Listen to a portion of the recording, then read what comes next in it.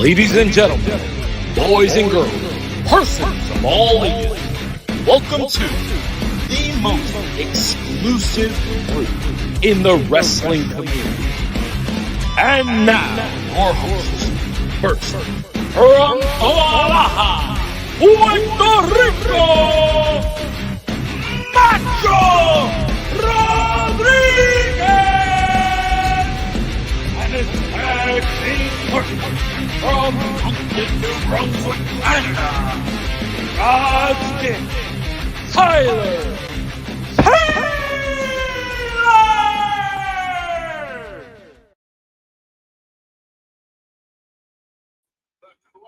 ¿Cómo estamos, mi gente? Welcome to another edition of Must Love Wrestling. As I sit here and I watch the finale of Monday Night Raw, and we see Jey Uso hits Finn Balor with a super kick immediately, and it looks like they're going for their modified version of the 1D. Finally, Cody Rhodes takes this the right way, and he doesn't look like he's been hit with a monster German. Oh, we have Finn Balor kicks out after the modified version of the 1D. Guys, this match itself was absolutely spectacular. I'm excited watching this match. I thought this match was stellar from start to finish. This is actually better than their original matchup.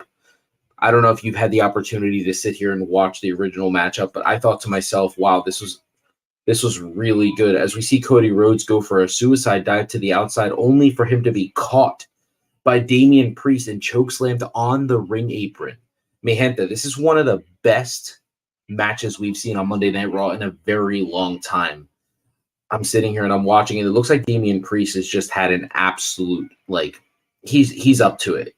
Está aquí. No le importa ni nada. He's just like, I am just done with this whole Cody Rhodes and Jey Uso experiment. It looks like Dom right here has Jey Uso. And wow. Toma, coño. Ooh, here we go. 1, 2. Oh, and a kick out at the last second, guys. I got to tell you something, man. Jey Uso is becoming one of the best single stars in professional wrestling right now. There is nothing you can say about this man. He looks spectacular. Now we have Sami Zayn coming out to make the save. I honestly don't know why. This looks like one of those spots where they might actually lose the tag titles because of Sami Zayn. This would add to a Sami feud. We could also, now that we see Sami Zayn and Drew McIntyre, as I'll touch on when I go in through the Raw recap, it looks like maybe Drew McIntyre could possibly be the guy who costs them the match itself. So we have Cody Rhodes. He throws Damian Priest into the stands. And as we're going here, it looks like Cody is trying his damnedest to get Jey Uso to tag him. While Finn Balor just, my God, what a spectacular seller he is. The way he's just laying there, waiting to see. I'm curious what's going to happen here, guys. Oh, that was obvious as hell. Finn Balor gets up at the last second. We have a double clothesline. Right now, it looks like a pretty good rest spot as Cody Rhodes is just sitting here. And he takes a low blow from Damian Priest. He took a low blow from Damian Priest. What are we looking at here? Are we looking at brand new tag team champions? Is Cody Rhodes going to be the reason why Damian can't win? Why Damian wins this match? Oh, we get a razor's edge through the announce table, mi gente. This is looking absolutely like a banger ending. Jey Uso with a suicide dive to the outside. As Jey is sitting here trying to get Cody Rhodes worked up and get him back into the ring. We get a sling blade right away from Finn Balor as he sets up, bullets out. Here we go. Guns out, guns blazing. The missile drop kick to the corner. And there it is, guys. Finn Balor's going up to the top rope, going for the coup de grace. He misses the coup de grace. A spear from Jey Uso. I love the significance of that spear, but it just looks like the numbers game might actually creep up. Another spear.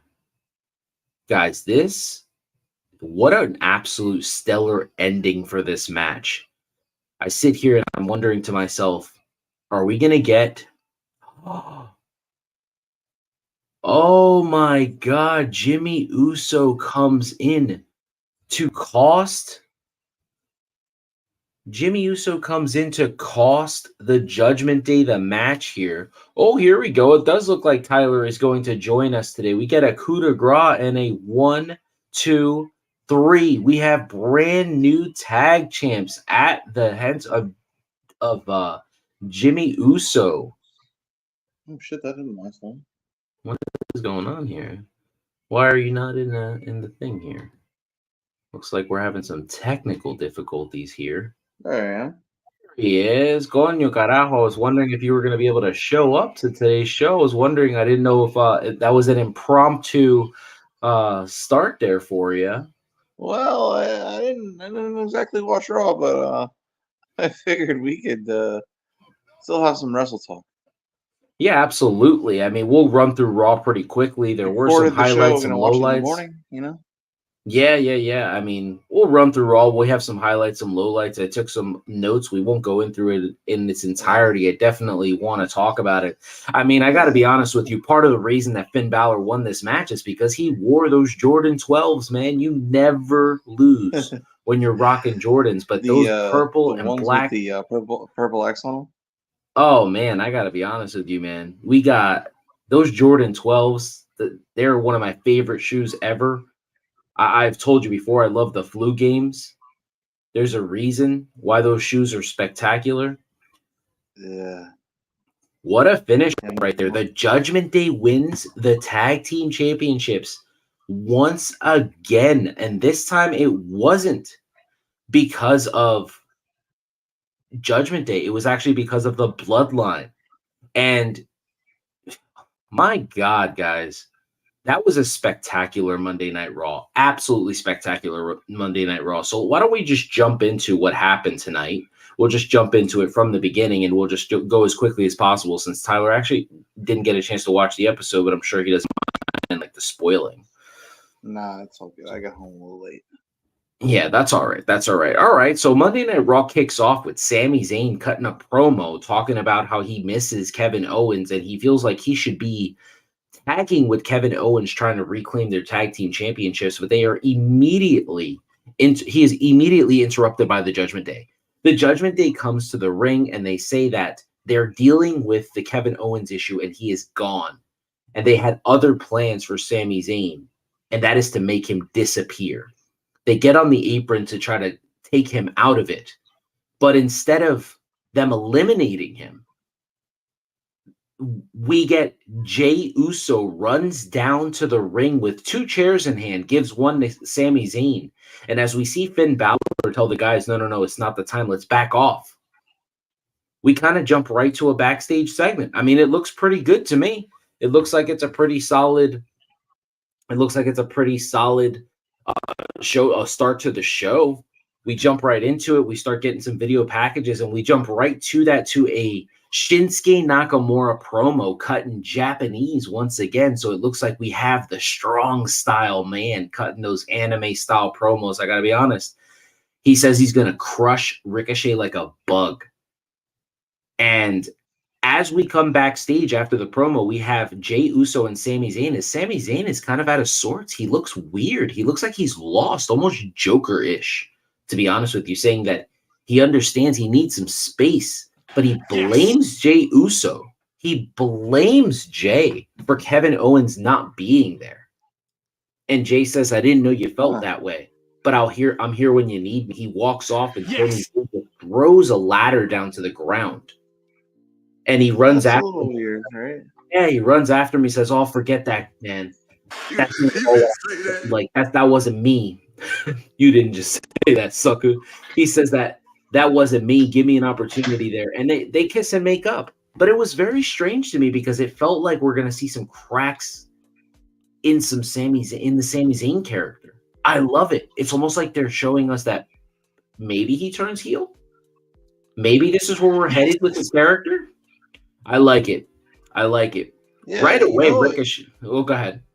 You know what would be cool is if he was, because he's never been the most stable of individuals. So if he would just get a little bit unhinged.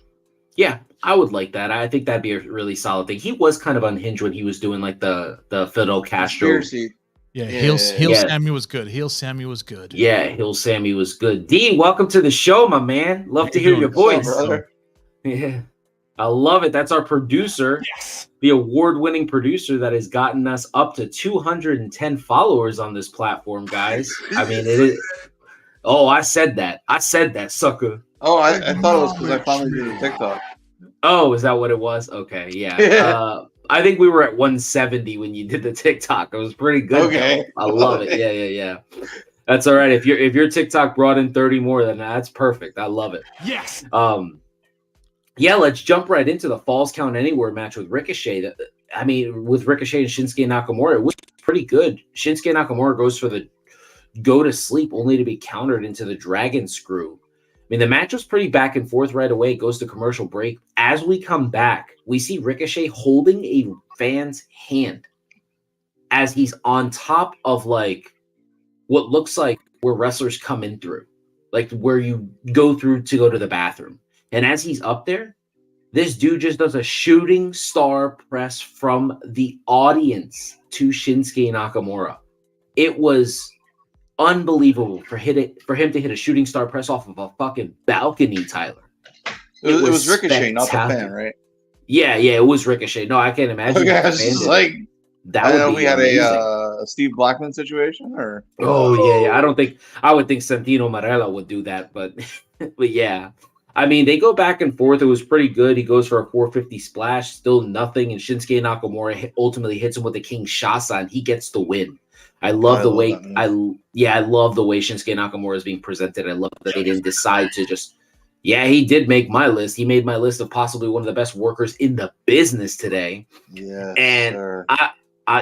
but I got to tell you, one of the stars of the evening, I had 2 stars of the evening tonight, Tyler. 2. One of the stars of the evening was Tegan Knox. She cuts this unbelievable promo backstage where we see Chelsea Green and Piper Niven confronting her as she's hanging out with Katana Chase and Kaden Carter. But Tegan Knox comes off as super likable, and she comes off as a little like dick. That she really does. She's very much like the man Becky Lynch. She's super charismatic. I think we're starting to see a version of Tegan Knox that we are not prepared for. I think the wrestling world is going to be taken by storm, and maybe this whole NXT Women's Championship / Women's Intercontinental Championship, however they're presenting this title, is working out beautifully because now we're getting to see different versions of these stars. I mean, honestly, Tyler, you have to go back and watch the segment with Tegan Knox. She comes off as like badass, man.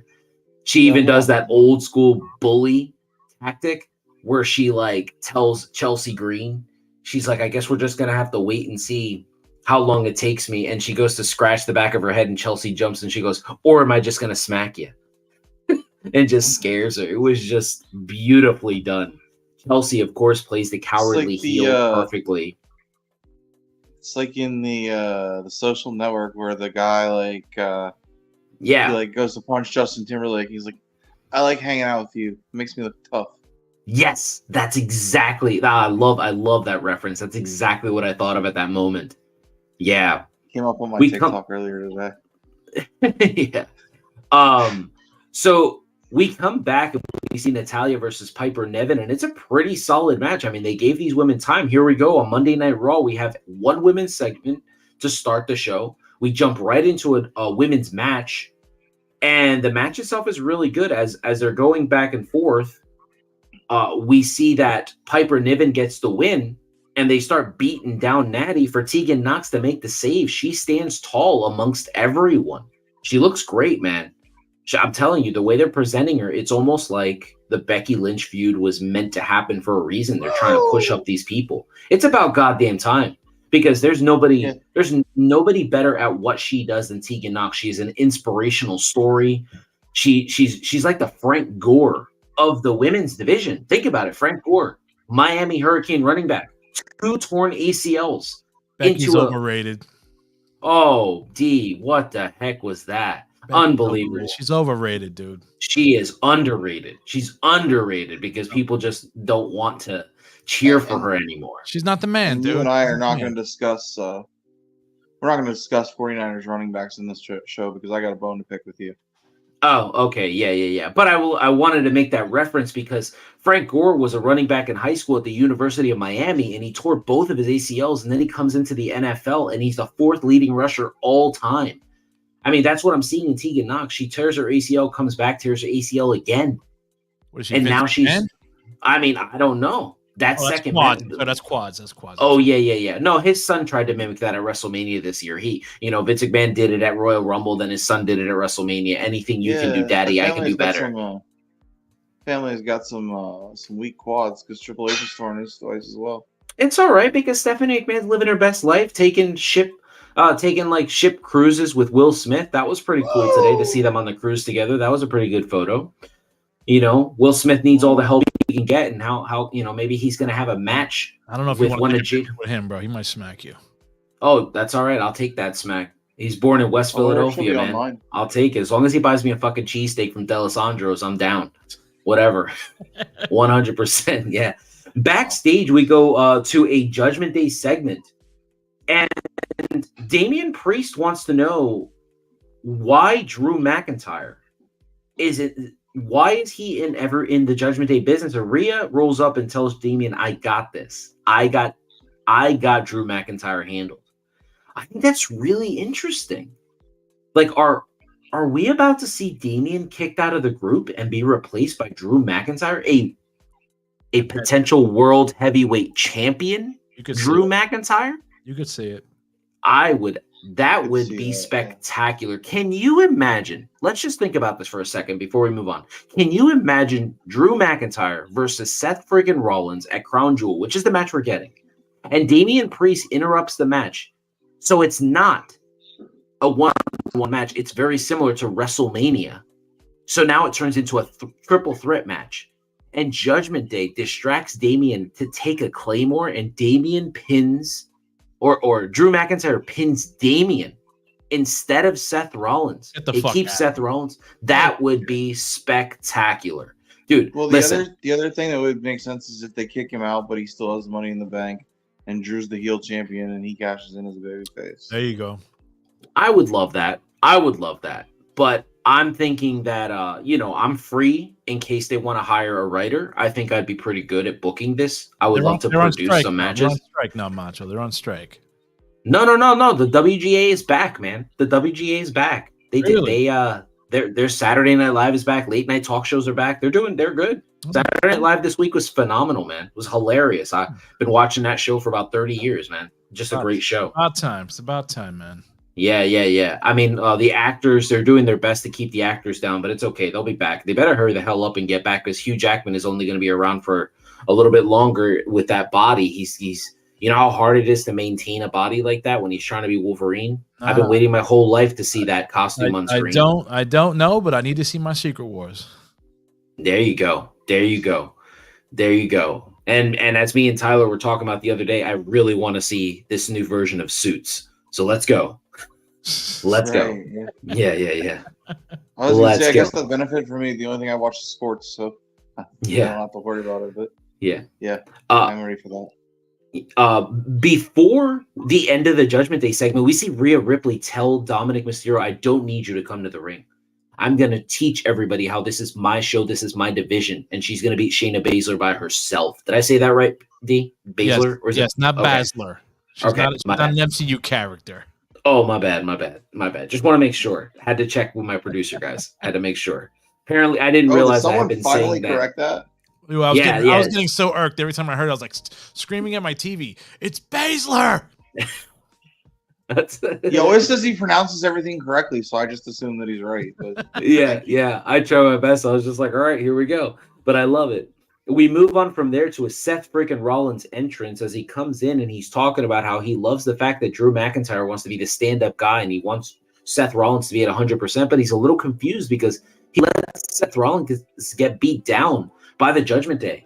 And now we get the star of the show second week in a row, Drew McIntyre comes to the ring. He says, I'm not here to babysit you, pendejo. Ooh. I'm not here to babysit you. You're the Drew one who's broke out coming the to the Spanish?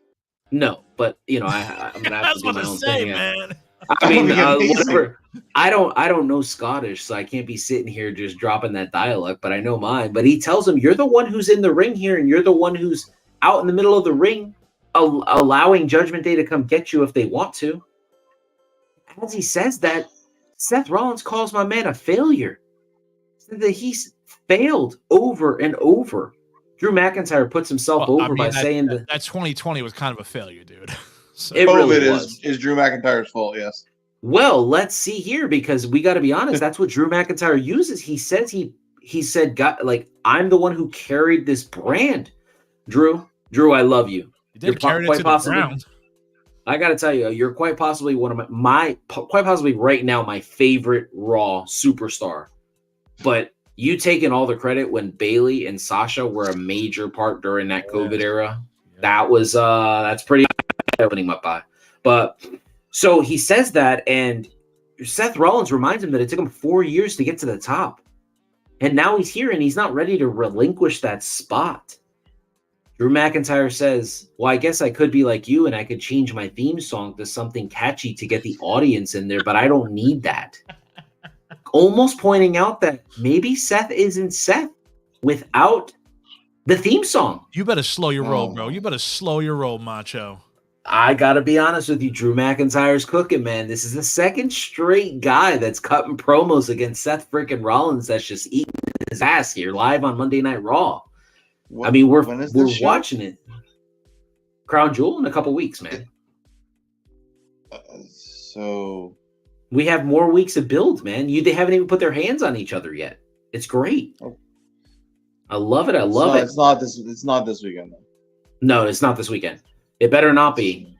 I mean, I guess if it was, we would be able to watch it together because we're going to be together on Saturday. Like 9 o'clock in the morning or something like that, or 11 o'clock. Yeah, that's true. That's true. Yeah, Tyler won't be there that early. He gets up around that time. But I gotta work, man. Oh my god.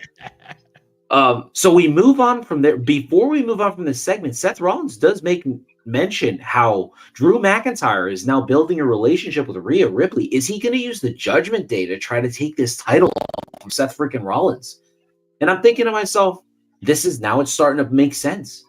And I believe that this is what's going to happen. I'm going to say it for the second time today. I think Damien's getting kicked out of the Judgment Day. I think they're replacing him with a better version, which is Drew McIntyre. And I hate to say that. I can't believe I have that flag behind me and I'm saying that, but Drew McIntyre is that dude. You think Rhea Ripley's gonna dump down for a real man?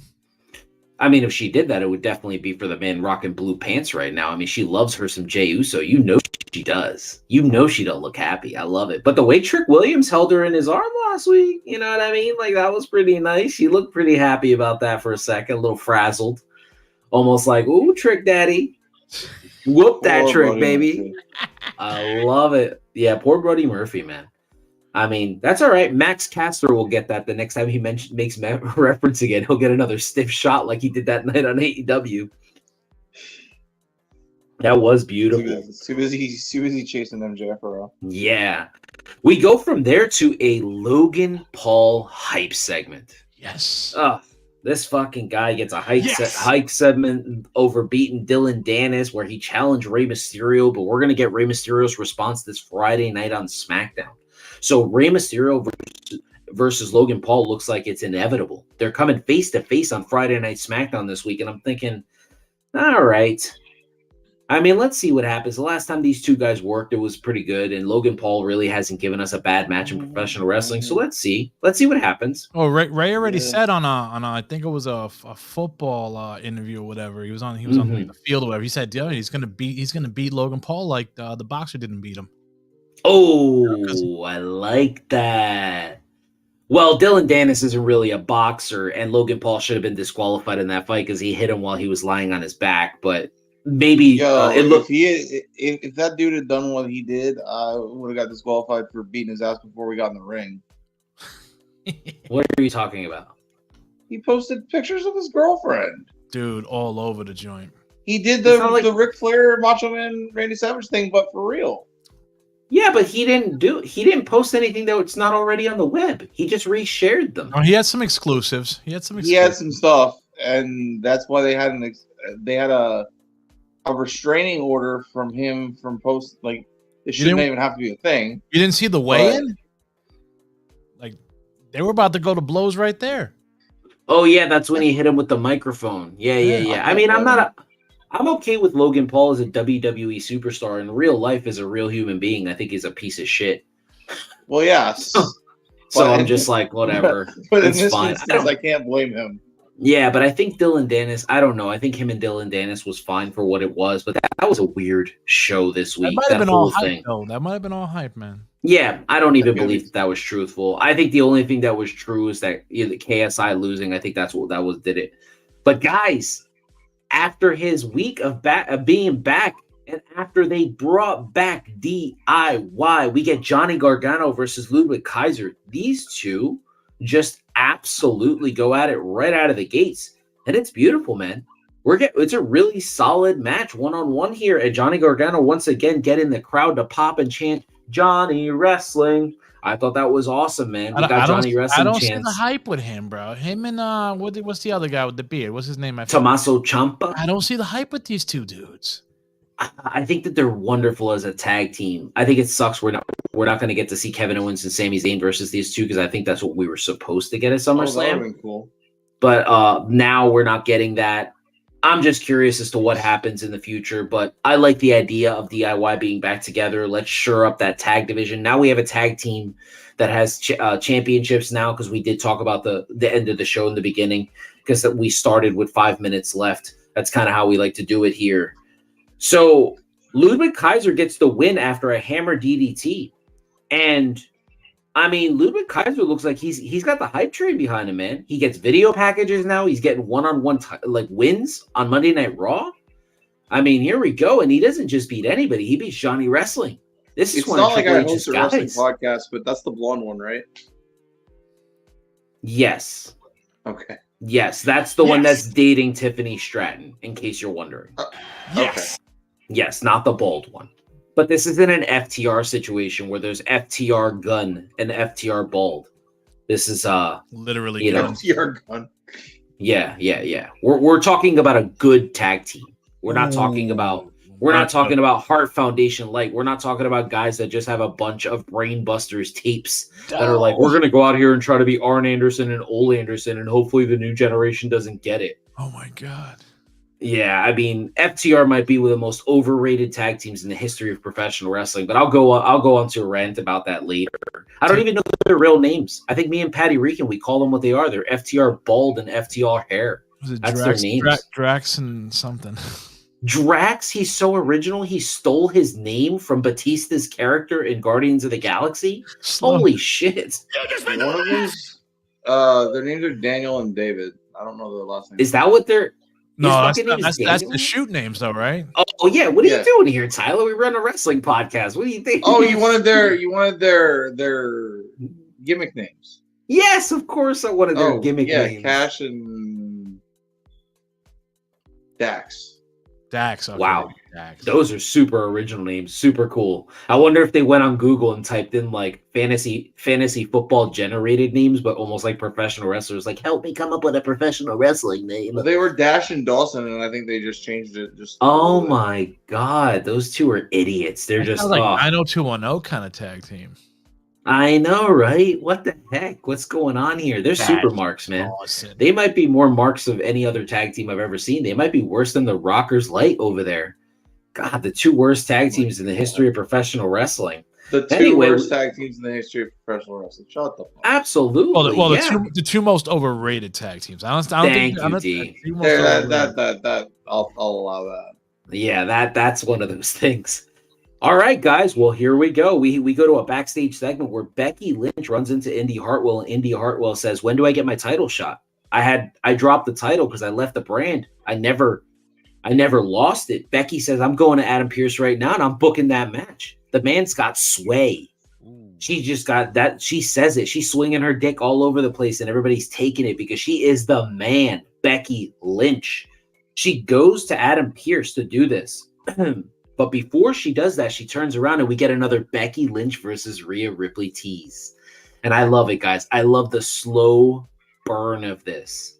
They're hyping us up for WrestleMania. They're doing it. Now, whether Liv Morgan comes in and wins the Royal Rumble and steals that opportunity, we don't know. Morgan.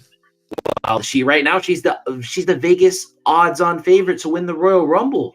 What? Yeah, man. Careful. People love Liv. Oh man, they love her. Yeah, Liv Morgan. I mean, maybe she's out there and she's working on her bag, man. She's doing a great job. Who knows what we're seeing? We don't know. Right there, waiting for me to get off the podcast. Whoa, you need to calm down with that. Liv Morgan is at home right now. She is working on her script right now because she is in a movie. Yeah, here we go. So we get a confrontation between Drew McIntyre and Sami Zayn as Drew kind of berates him. And Sami says some weird shit here. He says, "You wouldn't understand. You've never been world champion." Ooh. What is that? That is absolute blasphemy coming from Sami Zayn. Drew McIntyre reminds him that it's Yes, no, you heard it correctly. That's what he says. You wouldn't understand. You've never been a world champion. And, Drew McIntyre reminds him, you're in a situation you're in because of the bloodline, because of the Usos. But, Sami takes his opportunity to sign his own death certificate because he challenges Drew McIntyre next week to a one-on-one match as Drew kind of chuckles and says, "I accept." So I can't wait to see this redheaded monster get his head kicked in because nobody's beating Drew McIntyre right Dude, now. I stood next to Drew McIntyre and he's massive. Massive. He's gonna kill Sami. Absolutely. I look forward to every single minute of it. It's gonna be spectacular. We jump right there to Rhea Ripley versus Shayna Baszler in this match. It started off really good, but then we have a schmoz. We have Nia Jax, we have Raquel Rodriguez, we have Zoe Stark. Word on the street, guys, is that we're getting a fatal five-way for the women's world title at Crown Jewel with Zoe Stark, Shayna Baszler, Nia Jax, Rhea Ripley, and another star. I wonder who that other star could be. Maybe Raquel Rodriguez? We don't know yet. They haven't confirmed it. But if we get that, I think that'd be really Jade? Cool. What about Jade? You don't think Jade? No, it's way too early for Jade. Way too early. They're not gonna pop that cherry and Crown Jewel of Jade? No, I don't think so. I think I wouldn't be surprised if Crown Jewel asked for it. They pay the money. They want the biggest and the best. Yeah, they give pretty much whatever they want, don't they? Yeah, absolutely. I mean, that's a really good point there, D. I love that. Dude, and I'm so glad you brought up Jade here because we go backstage to Becky Lynch talking with Adam Pearce. And she's telling Adam Pearce she wants the match booked with Indy Hartwell next week. Not before she gets rolled up on for the second week in a row by Xia Li. Xia Li, spectacular talent. Telling her that Becky's ducking her. And Becky says, "I'm right here. I'll fight her whenever." But Lee says, "Oh, you'll fight me on my time." Just walks off. What a weird situation. So just when you think it's the end of this segment, for the second show in a row, Jade Cargill shows up and Becky Lynch stands there. Was she half naked? Oh no, Papa. She was nice and fully dressed, but she looked good. And Becky laughs and tells her, "Hey Jade, get in line." Get in line. I loved it. Cargill says she's funny. And Pierce tells her to get a red one of fur because she's always wearing fur. Get a red one almost because she wore the blue one on SmackDown. I don't know. Adam Pearce, he's a little out of sorts for me, being stuck and relegated to one show now having to be a general manager. I think Nick Aldis is going to be a better version of a general manager, but we'll touch on that when we get to the end of the show. We jump right to Bronson Reed versus Gunther. This is a match that I was hyping all night, guys. I talked about it on TikTok before the show started. I thought to myself, this was going to be a banger of a match, and it was. Dude, the chops that Bronson Reed took, the blood vessels that popped on his chest, you could see them throughout the rest of the match. Him and Gunther beat the shit out of each other. I recommend to everyone, please, guys, go watch this match. It was phenomenal. What a hard-hitting battle. Just brutal. But it ended just like you thought it would. With Gunther hitting a power bomb on Bronson Reed. how this fucking guy is able to lift people like Otis and Bronson Reed. There's a big case that could be made right now that Gunther might be the best talent working in professional wrestling today. I'm not saying best wrestler, but best talent. What we're watching with him right now is special. What do you think about what do you guys think about Gunther? Yeah, he's amazing.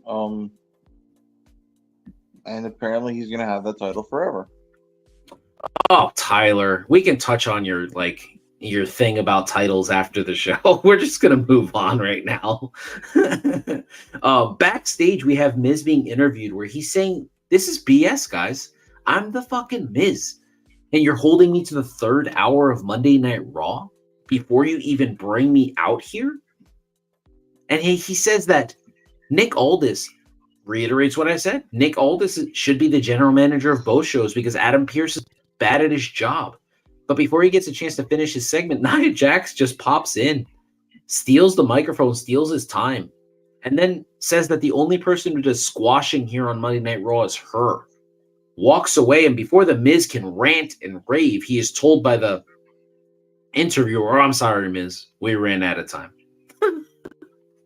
I mean, just absolutely comical. Just comical. So, Rhea Ripley is now pissed off in Adam Pearce's office, yelling at him, telling him that she needs to get her division in order, guys. Her division. In a division that has Bianca Belair, Becky Lynch, Charlotte Flair. She says it's her division. And I gotta be honest, man, she's the most dangerous one. She's the top guy right now. And there's no denying she runs Monday Night Raw. This is her 5th segment for the night, guys. Rhea Ripley's all over Monday Night Raw every single week. She's all over the show. It's awesome, man. Mommy's everywhere. Mommy's everywhere, but right here on my lap. It's amazing. I love it. Hey, man, you make your comments about Liv Morgan. I'm going to make my comments about Rhea Ripley. So now Adam Pearce says exactly what I said earlier in the show. Zoe, Shayna, Raquel, Nia, and Rhea Ripley. Fatal 5-way announced tonight at Crown Jewel. Here we go, man. That's going to be a banging match if Rhea happens to drop the championship, which I doubt that she will. They don't typically have people drop the championship like this in multi-person matches. They never do something like that. I mean, we definitely get title changes in Saudi Arabia, but never multi-person matches. We saw it with AJ Lee. She was able to retain when she wrestled every single diva at WrestleMania. They don't really have people drop straps at that moment. Just leave it at they don't have people drop straps and just leave it. Oh my God, that's going to be the second tease for the end of the show topic. Tyler's going to go on a rant about this. He's going to be wrong, but he'll go on a rant about it. But you guys can let us know in the chat if you agree with him. We get a nice little workout video with Alpha Academy as they're sitting there all working out together. We got Otis doing some butt raises with his legs up in the air. We got Akira Tozawa just working out with them, and Chad Gable just being the absolute coach of coaches. I mean, it's a pretty good, funny spot. It's a great little spot here. I want to give credit to Kofi Kingston as he gets a little hype reel for visiting Ghana. Love me some Kofi Kingston, big fan. So I'm excited that he's getting his shine for doing something like that. This time he didn't need the championship to do something like that. He just went over there to be a good person. So good for him. Before the main event of the evening, Gunther is in the back with Ludwig Kaiser and Giovanni Vincent. And he's saying that he felt like Ludwig just let Gargano hang around. And it looks like next week we're getting Johnny Gargano versus Gunther. D, I think you're going to get exactly what you asked for, man. I think you're going to get exactly what you asked for, which is you're going to get a version of Johnny Gargano just killing it with someone who can meet him at his level against Gunther next week. So now we have 2 matches announced for Monday Night Raw next week. Let me reiterate what they are. We have Drew McIntyre versus Sami Zayn. That match is going to be spectacular. And we're going to have Gunther versus Johnny Gargano. I mean, what I love about Monday Night Raw is that they don't even let us get out of the show before announcing matches for the next week. That's something we don't get anymore. So now we know on Friday those are going to be the bumpers for the following week. I mean, that's exciting. What do you think about that? Johnny Gargano versus Gunther. What are your thoughts there, man? Yeah, that should be a banger. Yeah, absolutely. I love it. From there, we go on. What are you thinking? I just think, yeah, that's the perfect situation for Johnny to get some, sympathy as the babyface fighting from underneath. You know, hanging in there despite the size difference and all that, and obviously Gunther wins at the end. But. Yeah, absolutely. From there, we move on to the main event of the evening. We have the Judgment Day, represented by Damian Priest and Finn Balor, versus Cody Rhodes and Jey Uso. And finally, the internet trolls get what they wanted. The toxic internet wrestling community has a real, legitimate tag team holding the championships.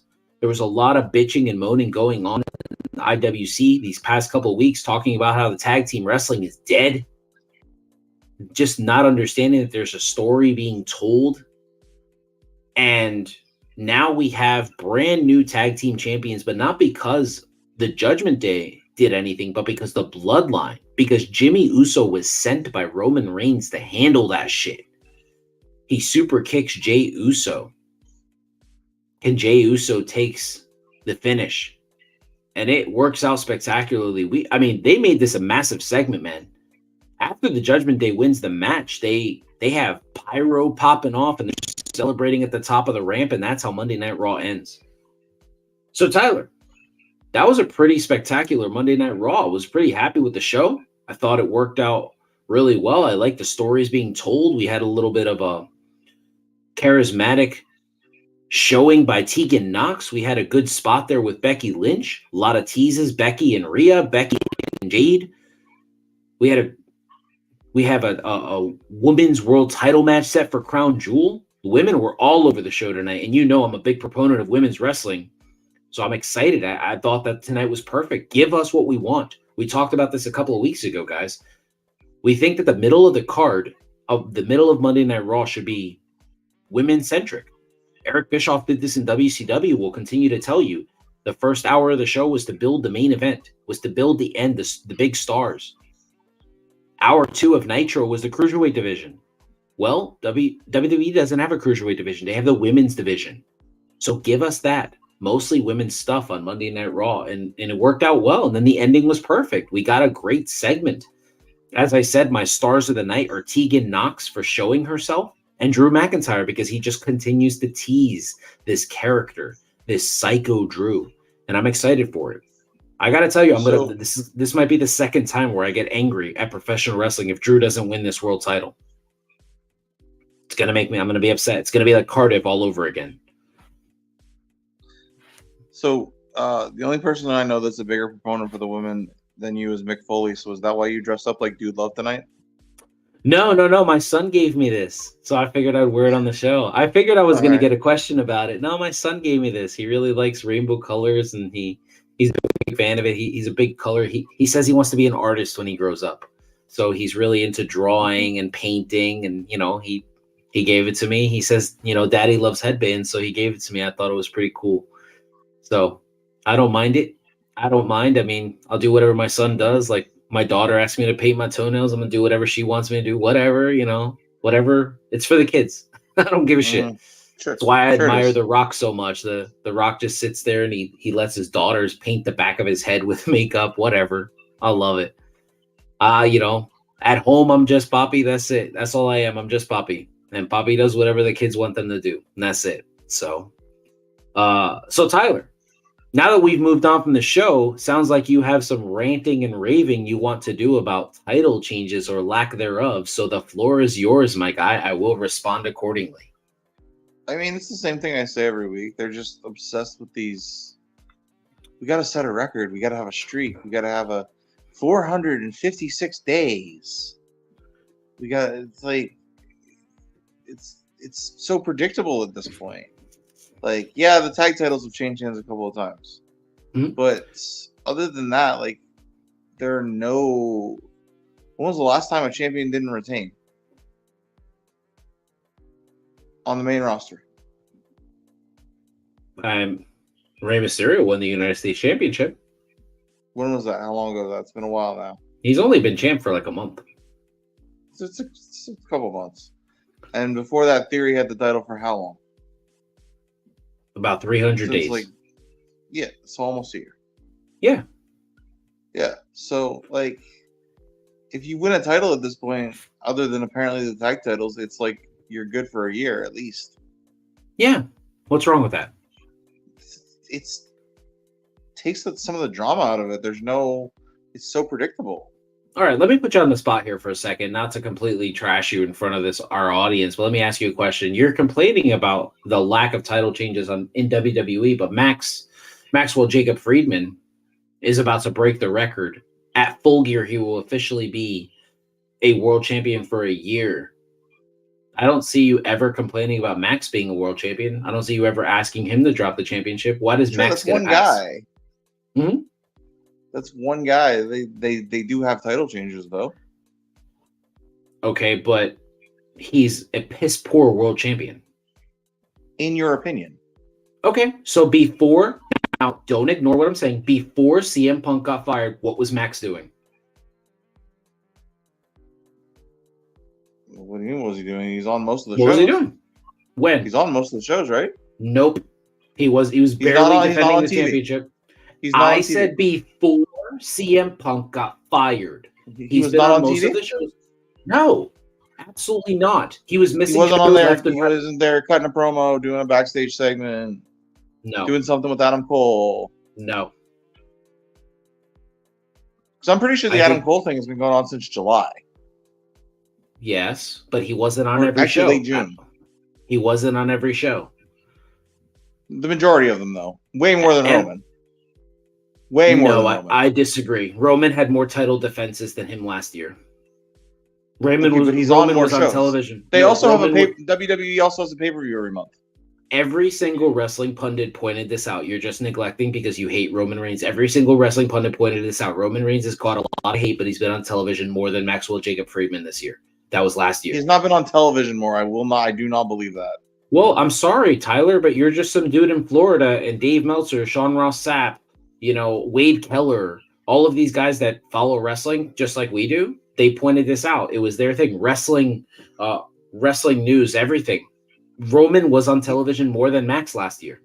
He's been on TV about 6-7 times since WrestleMania. Tyler, do you watch SmackDown Live?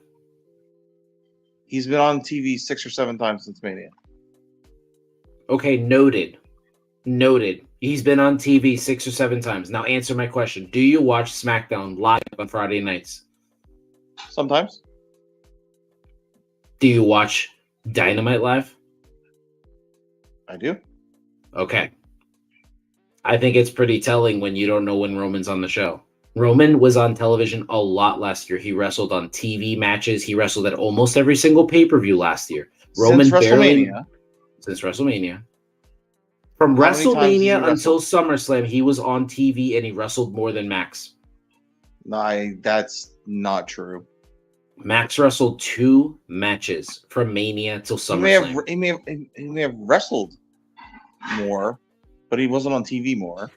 Okay, but we're talking about the world title. He didn't show up for work more. He did. Roman showed up for work more. No, he didn't. It's okay if you enjoy Max the way you do. That's fine. I don't see him even on the level of a Shinsuke Nakamura. He's fine. He's not as good in the ring, sure. He's not as good in the ring as the guy that he's a tag team champion with. Okay. Yeah, he's fine. He's a good little talent. He's a good little talent. And like in your Roman Reigns video the other night, you named 7 or 8 people, and he's better than one of them. So well, that's weird because literally nobody thinks that. Only the toxic internet wrestling community and our opinions are just our opinions. Why is it if somebody disagrees with you, they're toxic? Because that's exactly the way it works. There's really no legitimate reason. There are people that can watch a Roman Reigns match and for him to have a stellar match from start to finish and they'll be like, oh, that was trash. Because they won't even give it an opportunity.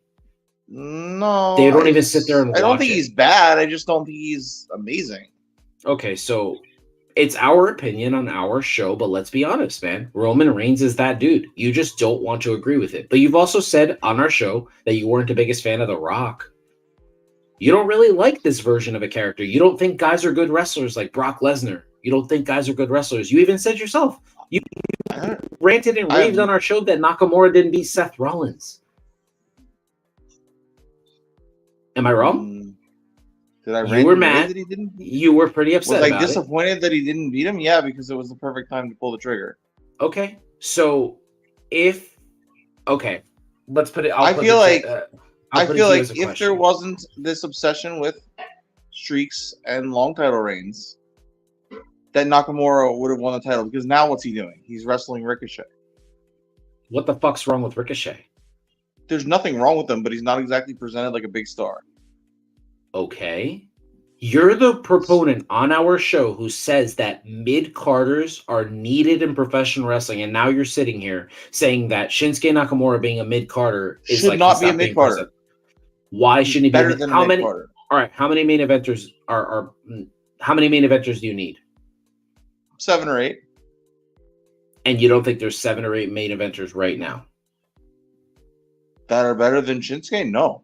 That doesn't matter. There was a lot of wrestlers better than Hulk Hogan. He was still the guy. There's a lot of wrestlers better than Stone Cold Steve Austin. He was still the guy. A lot of wrestlers better than The Rock. Still the guy. Better than Triple H. Still the guy. If you want to sit here and say that you want Shinsuke Nakamura in the main event just based off of his wrestling alone, that's one thing. But for you to think he has more star power than a Kevin Owens, a Finn Balor, a Seth Rollins, a Sami Zayn, a Roman Reigns. You finally named one, Sami Zayn. Yes, he does. What did I name? Sami Zayn. He does have more star power than Sami Zayn. Really? Shinsuke Nakamura had wrestling fans get him a main event at WrestleMania? They had him get him a main event at Elimination Chamber? Yeah, you think he has more star power? And now what? And now he's on a top, he's in a top feud right now. He's going to be a part of this Seth frickin' Rollins and Drew McIntyre feud.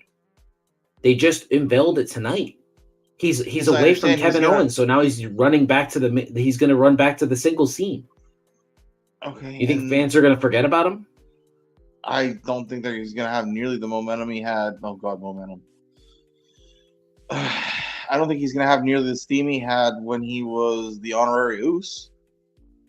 Sure, of course not. That was the hottest segment. It was the hottest story in all of professional wrestling. Right. So he was as over as he was because of who he associated with. Sure. That's exactly right. Yeah, I'm not disagreeing with you there. Yeah, Sami Zayn was as over as he was because he was associating himself with Roman Reigns. I think it was more to do with his relationship with the Usos, but really, did they want him to wrestle the Usos, or were people more invested in his one-on-one match with Roman Reigns? How did the internet wrestling community act after he didn't beat Roman for the title the next day? What was the response? I don't know, because I can't imagine anyone expected that he would. No, there was a lot of people that were angry. There were actual tweets that were being quote tweeted, that were being retweeted all over, that was like, I will never invest into a WWE storyline again just so they can do this to me. There were people that angry that Sami didn't beat Roman. If you thought that Sami was going to beat Roman, then I don't know what to tell you. Okay, Tyler, but that's what I'm saying. You just sat here and you said, if I don't believe that something makes sense in professional wrestling, why does that make it toxic? And then you're sitting here saying that all of those people that were that angry, that's the same thing. Are crazy? Okay. Not crazy, I don't know. I don't know what word. I don't know what word is better used. Then should I have used crazy instead of toxic? No, but I feel like you use that every time someone disagrees with you. It is what the IWC is called. Yes, it's not just me. It's a lot of people. It's professional wrestlers. Bully Ray. They coin wrestling fans toxic because that's what they are. They're toxic. They're fickle. That's what happens. There's a section of any fan base that you go online and they're going to be toxic because they are brave behind their little keyboards that they don't have to face anybody. Mm-hmm. That's going to be in anything, entertainment, sports. TV shows, whatever you want to talk about. No, You're I gonna agree have with that you. section. You mean like fans bitching and moaning on the internet for 4 straight years that Seth freaking Rollins is losing every single pay-per-view, and that Seth Rollins has not been given any opportunity for a world title, only for him to win the world title, and now for everybody to be clamoring for him to drop it? What would you consider that version of a fan? If that's not toxic, if you're saying toxic is the wrong word, if you're quoting Inigo Montoya and the Princess Bride, and you're telling Fickle would be better, I think. okay, Toxic is like. So are you fickle? Because you said you were angry that Nakamura didn't beat him. So does that put you in the fickle category? No, he had his run. I was happy when he won it. What's wrong with him? What's wrong with a world champion being on every single show, every single Monday night, his show, wrestling at every single pay-per-view? They pointed out that he's worked the last 15 pay-per-views. The last 15. That was just pointed out by WWE.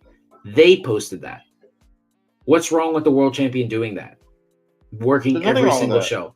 So why would you want them to take the title off him? Okay, so Shinsuke can't do that? No. Why? Because Shinsuke's not that over. Okay. And he never will be. Do you believe? A chance. So do you believe that WWE and AEW alike that they should give the fans something good every now and then? Yes. Okay. So if Roman's the champ and people are unhappy that Roman's the champ, right? And he's breaking all these records. And if Max is the champ and he's working like 4 times a year, right? Because that's what his character is doing. Because he's like, all right, I'm going to work. I'm going to go get my money, right? So if all wrestling fans are having world champions that are doing that, but then all of a sudden we have Orange Cassidy defending the title every Wednesday night. We have Seth Rollins building a story with someone and defending the title every single pay-per-view. Don't you think that that's just something that the wrestling fans deserve? A pure baby face being world champion? So you want both the world champions in WWE to be heel? So who's the babyface champion? If the Intercontinental Champion's a heel, if the tag champs are heels, if the women's world champion is a heel, if Roman Reigns is a heel, and now you want Nakamura as a heel champion, so that leaves Rey Mysterio as the babyface? That's the only babyface champion you want? I just saw a guy that's worked his ass off to get to where he is, and not been used properly, and he finally gets his opportunity, and they let him job out twice, and then he's back in the mid card. But this is the second straight feud that he's had where you've asked Seth Rollins to drop the championship. I'm starting to think that you just don't want Seth to be champion. Well, it's almost like the last feud was with my favorite wrestler in the company, and someone convinced me that he was winning the title. I mean, so maybe I got a little excited about it. I fully thought that Finn was going to win the title, but then I forgot that WWE doesn't see the value in him as a world champion right now. It's not his time. That's what I'll say. It's not his time. I believe that he will be world champion before he leaves the company. I just don't think that right now they don't see him as a world champion. They have other people in place. So, like, if Seth was feuding with Bryan Danielson, right, you'd want him to drop the title, right? I mean, I would love that personally, but I know that Bryan doesn't want to be world champion. Right, but that's what I'm saying is without that knowledge, you would have wanted him to win, right? Yeah, but we run a wrestling podcast, and we have to be able to come up with reasons as to why Seth holds the title. You're not even doing that. You're just being a fan. Based on the story, it would have made sense for Finn to win the title 7 years later at the same pay-per-view. That made sense to you and you only. It doesn't make sense for him 7 years later, just at the same pay-per-view that he was injured at by that guy. No, because he didn't do Shinsuke Nakamura. He didn't work his ass off. He had to change his character like 50 times, and then he got thrown into a heel group. And he was the worst version of the heel group. Oh, but I'm toxic. Yeah, okay. How is that not toxic? He was presented as the joke. You said it yourself. He was bad. His biggest feud was with the briefcase. So me pointing it out makes me toxic? Even though you said these words. You said you're saying that he's the worst and all this and that, but if I say one thing about Raquel Rodriguez, because you're a misogynist. I don't know what to tell you. You just don't like women's wrestling. okay, I come on here all the time and praise it and talk about how good it is. Okay, well, I'll make sure But because D I don't like finds- one character. I'll make sure that D clips it for you, just like he did the Mi Gente video, and he'll clip all of your women love. Because I don't like one character, or didn't think she'd been built up enough to be in the role she was in. Did you or did you not point out her looks while pointing out this character? Would you like me to find that and put it on TikTok for you? Did you or did you not point out her looks? Was it solely about her in-ring? You know, Tyler, the internet doesn't lose. So if you're going to sit here and lie on our show. What I think I said was... Okay, if you pointed out her looks at all. She's all right in the ring, mm-hmm. and her character has been bland, and that's not her fault. Okay. I'm pointing out the fact, I'm only using your words, that Finn Balor's biggest rival during his Seth Rollins run happens to be the briefcase. The briefcase was costing him everything. Damian Priest was a bad friend. All words you used. And you got Damian Priest is a bad friend thing was a joke. Okay, but the point is you used all of these things, whether they were kayfabe or whether they were shoot. And I sat here and I tried to tell you, as I just said, he's just not world championship material right now. And I just said on the show, he will be. They will get him there. Okay. But he's just not there yet. He's not in the cards right now. But again, what I'm saying is based on the story that they were telling. What story? What story told us that Finn should have beaten Seth? That he was coming back for revenge after Seth ruined his whole career and all that. Does that story not usually end with the guy beating him for the title? If he was a babyface, yes, not a heel. As I told you, he was cutting babyface promos as a heel. That's why it didn't resonate. That's why it didn't work. We saw this. I get it. In the 90s, I was this angry about Sting too. It didn't make sense to me why Sting had to drop the title to Macho Man Randy Savage, and I was exactly where you were. I didn't understand why Sting couldn't just beat Hogan clean. I understand where you're coming from. But having moved past that, it made certain things, everything but Starrcade made sense. They had to keep flipping the title around. They had to get it to Goldberg. They had to move it. I get it now. I don't know if you'll ever get it. Yeah, I don't know if you'll ever get it. I think you just want Finn to be champion. No, it's fine. Mm-hmm. I just think it made sense. And in Shinsuke's case, I just think it doesn't. In Shinsuke's case, I just don't think it benefits him to be there and just lose. I think as wrestling fans, a big mistake that we make is that we start putting the word deserve on things. This guy deserves this. As I've said in the past, right. I'll say it again. I try not to use that word, but yeah. Yes, but I've tried to point this out because the man himself has told us Triple H values story over feelings. He's always it's always going to follow the story. We're watching it play out with Cody Rhodes. Like, he had to lose. He had to battle adversity for him to possibly beat Roman. Do I think he's going to beat Roman next year? No, I do not. But if he does beat Roman, am I not going to be like, oh yeah, that made sense. That was a storytelling, like being told to us. The only thing I keep thinking of is that Roman lost to Brock Lesnar 3 times until he finally beat him at WrestleMania. He lost to him twice at Mania until he finally beat him at Mania. Do I need that?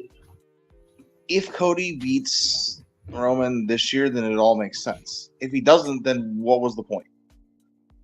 That his character wasn't enough. That what he's doing is not enough. So they brought him back basically to say that he's not enough. Roman Reigns is the guy, right? You would say he's the WWE's machine. Sure. Why did they have him lose to Brock Lesnar twice at WrestleMania?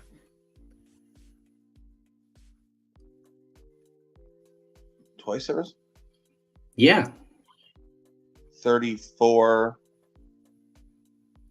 He lost his first main event. Seth Rollins cashes in. Right? He lost to Seth. Yeah. Yeah. So he lost his first world title match.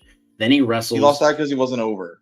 Okay, and then he lost to Roman. He lost to Brock Lesnar again. That's the one where Brock throws the Universal Championship at Vince, and then he finally beats him at SummerSlam for the Universal Championship, and then he has to drop it due to his diagnosis. And do you think that did him any good?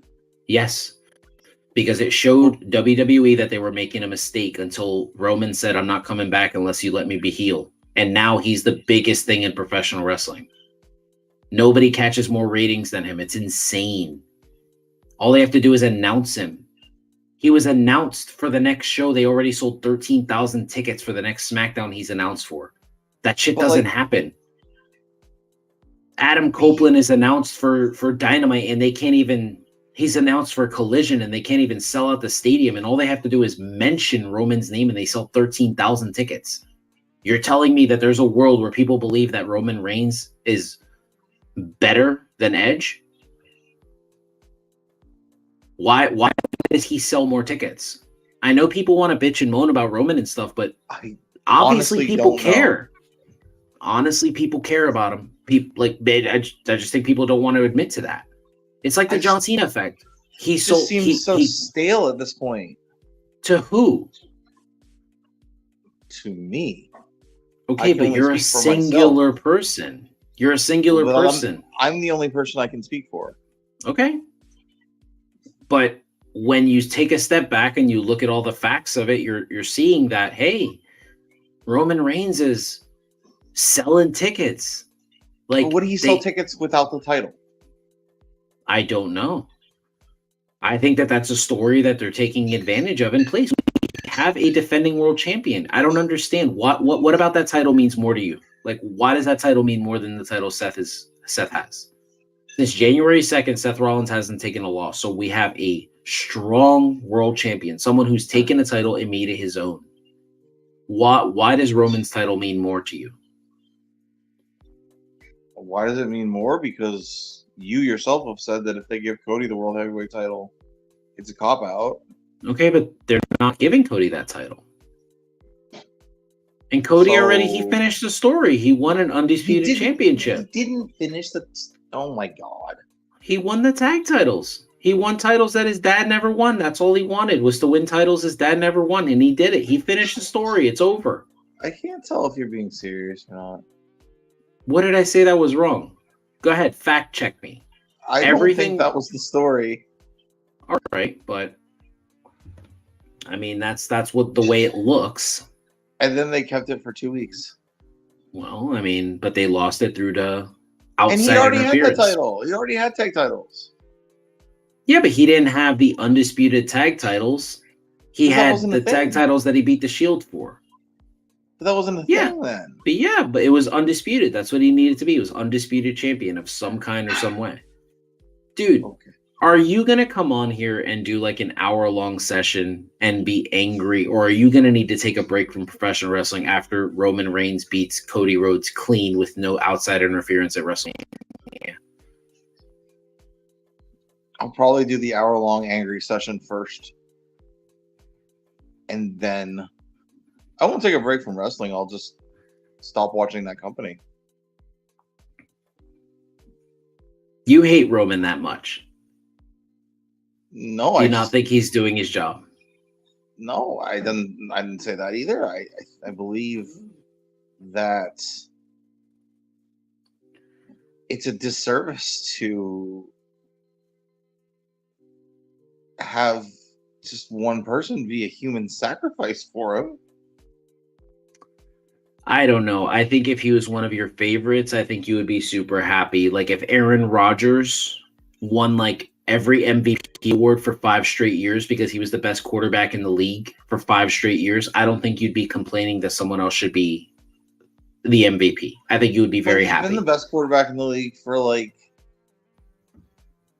12 years, and he only has 4 MVPs. Because he didn't statistically meet all of the criteria it takes to be the MVP. He was beat out by Peyton Manning on a historical season. Do you think he should have beat Peyton that year?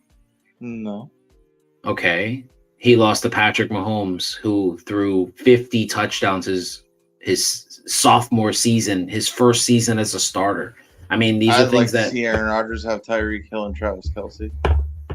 Well, he had Jordy Nelson, James Jones, and Greg Jennings. He also had Eddie Lacy. Like, I don't understand. You're making it seem like Eddie he Lacy. had shit talent. You said Eddie Lacy and James Jones like they're even good. I just really wish that there was a world where we could live in where Finn Balor was the tribal chief, and I wonder if you would be this upset or angry that Finn held the championship for this long. I think I'd be ready for a change. I don't think so. I believe Finn Balor is your Sting. You may say Macho Man's your all-time favorite. You may say Edge is your favorite, but I truly believe that Finn is your all-time favorite. The way you ride or die for him, it is not like it is not like a wrestling fan. Finn is your he's your dude.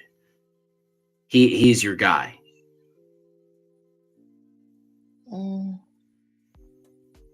Maybe. Like, we're not getting text messages on your side texting me saying, like, I think Finn should lose to Ricky Starks so that way Ricky Starks can continue to move upward like I did with Bryan Danielson. Like, I think Ricky needs to win this feud. I don't think you're doing that stuff for me. I think you think Finn should win every single match he's a part of. No, I think if there was somebody that would benefit, then sure, but I don't think he's in a position to really benefit anyone by doing jobs for them. I suppose. Why don't we move on to some other news in professional wrestling? There's two more highlighted moments that I want to talk about this week in professional wrestling, guys, and that is Adam Copeland and Ricky Starks going off script. Not so much off script because AEW doesn't have an off script, but it's being reported by literally every wrestling pundit that Adam Copeland and Ricky Starks had words backstage over their in-ring segment on Collision. Now, I thought Adam Copeland did exactly what I said a couple months ago on TikTok. If he goes to AEW and he's unscripted and uncensored, he's going to be the best talker in the business. And he frazzled Ricky Starks. He frazzled him. Ricky looked shaken. Well, he obviously did because he came right back with the that sent me over the edge. Okay, but when you have to yell at a legend backstage because of the jokes he said, you don't think that means frazzled? Yeah, I don't know what that's about. Okay, so like Adam Copeland was just able to take him out, and I don't think Adam said anything crazy. He reused the Vanilla Midget. He said he stole his look from The Rock. I mean, he didn't say anything super over the top. I mean, he did call him a dumbass, but he was just quick. I think that's what did it. It was the fact that he was so quick with Ricky that I don't think Ricky expected it. That's what I think happened. I think he thought he was gonna let the segment breathe, and Adam was just like, "Nope." I'm just gonna be me. Did it come off as a little awkward? I thought it was all part of the plan. I thought that's the way it was supposed to go until all of a sudden Dave Meltzer said what he said. Right, but like, just you know how like when you're in an argument with someone and you just start saying things real fast. Yeah. That's sort of how it came off when Adam was saying it, like as if Ricky said something that pissed him off, and he just went there. I mean, I would love to see how that confrontation went down. Well, let's be honest. Let's take a step back real quick. Like, Adam Copeland to AEW has not been what people expected it. I think people thought it was going to be a massive rating boost. It was going to sell a bunch of tickets. And it has not done it. It is unfortunately made that promo by Triple H kind of seem true, that Adam just doesn't sell tickets. Go back and watch that promo. It's the authority figure Triple H cutting a promo against retired Edge where he says, yeah, you were an 11-time champ, but you just couldn't make any money. And now we're watching it play out in real life where he's in a separate company where he's being positioned as the main guy. And for some reason, they can't sell out anything and they can't do over 600K viewers. And I'm not going to call it a flop. He's literally been in the company for 15 days. Okay, so Tyler's going to play the fan side of it, and I'm going to play the side that's going to just tell you the facts. The announcement of Adam Copeland. Has he been in the company for 15 days? Is that a fact? Tyler is going to play the fan, and if he would let me finish talking, I'll explain to you what I was going to say before I answer his question, because that's how normal society does it, is they let people talk first. So Adam Copeland, with the announcement of him jumping to the company, you would think that it would immediately spark ticket sales. It would immediately make people tune in to watch him, but that's not what's happening, guys. As Tyler stated, he's been in the company for 2 weeks and nothing has changed. If anything, it's gotten worse. It doesn't seem like people are excited over a 49-year-old superstar being positioned as the top guy in the company. It's unfortunate because he doesn't really deserve this. And if this is the run that he has to go out on, I hope he's happy with it. But so far, it doesn't look like the success story that they wanted. It's unfortunate. Sure. So far, it's not. It hasn't popped ratings. They did go head to head with NXT, and WWE pulled out all their shiny toys. Mm-hmm. They had to literally bring out John Cena and The Undertaker and Cody Rhodes. All right. In full context, because as AEW lifers like to do, because they are a niche crowd, we're just going to ignore the fact. Well, we're not going to ignore it because we're going to speak the facts and the truth on our show. Tony Khan went on a couple rants about WWE, and it put WWE's backs against the wall. And as it was stated by Dave Meltzer, all of his rants, WWE took that as a declaration of war. So they did everything they could to crush AEW. Maybe if Tony Khan stays off Twitter, maybe John Cena's not on NXT. Maybe The Undertaker doesn't show up. Maybe we don't see all of these legends, but Tony Khan continues to attack and poke the bear. And then as fans like Tyler and so many internet fans want to just ignore, or they just want WWE to lay down. Oh yeah, you can say whatever you want about me on nationally like syndicated radio talk shows, and you can say whatever you want about me on Twitter. But the moment I respond, I'm pulling out all of the stops. I'm doing everything I can to crush you. It's not just a logical response. It's like you slap me in the face and I'm supposed to just turn the other cheek.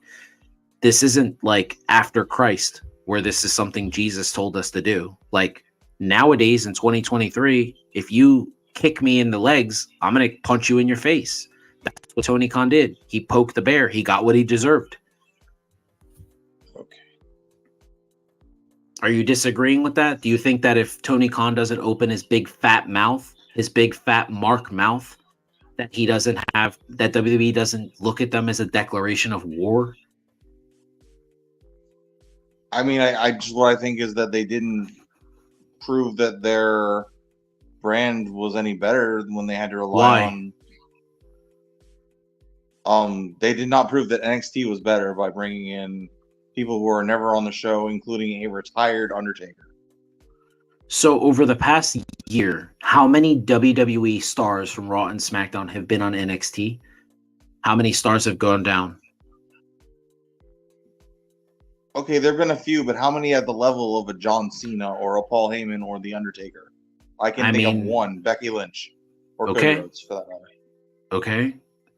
I don't understand. WWE used talent that they have in-house.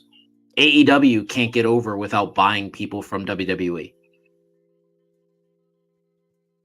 You mean a company that never existed has to get established talent from a company that's been around for 100 years? That doesn't make sense to you? No. You have a homegrown talent. They've fumbled every single opportunity they've had to work. Where's Rusev right now? What's Miro doing? All right. So what's Malachi Black doing? You're a New York Yankees fan, and you're telling me that you don't understand the concept of buying talent? Absolutely, I do. Absolutely, I do. Because you're gonna sit out here and you're gonna say that the New York Yankees have won so many World Series with talent. It just shows your lack of knowledge of baseball as a whole. Have they or have they not bought plenty of it? No. Whenever the Yankees buy talent, they don't win the World Series. I didn't say they won. I said they bought them. I said they bought talent. Okay, but it's about winning championships, right? So it doesn't matter. Well, that doesn't matter if it doesn't AEW work. is not winning very many championships either. And I'm so glad you used the Yankees reference because not everybody can play in New York. So not everybody can be successful in AEW. Okay. I mean, I just think giving a guy 2 weeks and then saying he's a failure is like a bit reactionary we can rewind the show. I didn't use the word failure. or whatever. He's not been a success, I think is what was said. That's what. Over the past 2 weeks, he hasn't sold tickets. Roman Reigns was announced for one SmackDown. They sold 13,000 tickets. Edge was announced for Dynamite. The tickets were still on sale. They couldn't even hit 10,000. And they had been selling that show for like however long. I don't know what to tell you because I would buy 5 tickets to see Edge before I'd buy 1 to see Roman. Where were you? Because 13,000 people pick Roman Reigns. I don't think I live anywhere near where they've been.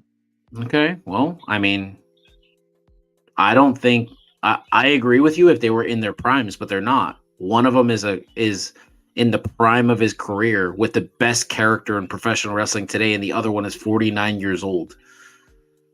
Who the best character in professional wrestling today? Yeah, absolutely. This isn't like pre-WrestleMania. It's stale. It's over. Tyler, you've said so many times to me that it is one person's opinion over everyone else, and what we're watching. And that's fine, and you're probably right. But that's how I feel. Yeah, sure. And your feelings are valid. Absolutely fine. Your feelings are valid. I'm not disagreeing with you. All I'm saying is that Roman Reigns sells tickets and Edge doesn't. Roman Reigns boosts ratings and Edge doesn't. I don't know what I'm saying that is so triggering to you. I'm just stating the facts that are actually happening in front of us, but for some reason this is offending your heart. I mean, yeah, it is, because you're talking about someone that I've been a fan of for 20 some years, and you're basically saying he's worthless. At 49 years old, he pretty much is.